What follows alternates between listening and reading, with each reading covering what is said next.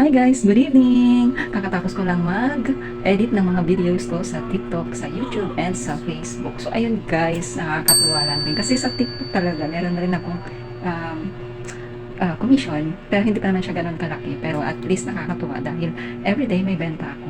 Iipunin ko yun and every end of the month ay saka ko siya i-withdraw. So ayun guys, nakakatuwa lang, di ba? Kasi nagkakaroon na ng resulta yung mga ginagawa ko. Pero dito kasi kay YouTube, hindi ko talaga siya natutukan. So, kay TikTok talaga ako nag-focus din sa Facebook page ko. Pero ngayon guys, please, niingi ko yung supportan nyo. Supportan nyo. So, ayun, medyo pagod na ako. Ngayon, kailangan ko naman tapusin ang mga dapat tapusin dito sa bahay.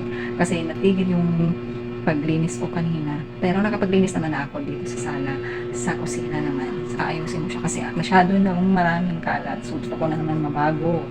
Ganyan talaga kapag full-time mother ka, full-time housewife. Kailangan yung bahay maayos, pero kahit ganun pa man yung mga anak ko, nasusubaybayan ko sila.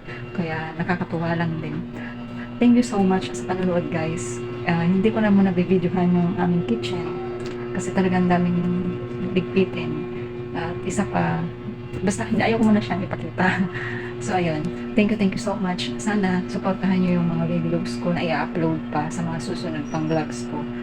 Sa susunod na daily vlogs ko na mamaos na ako. So, ayun.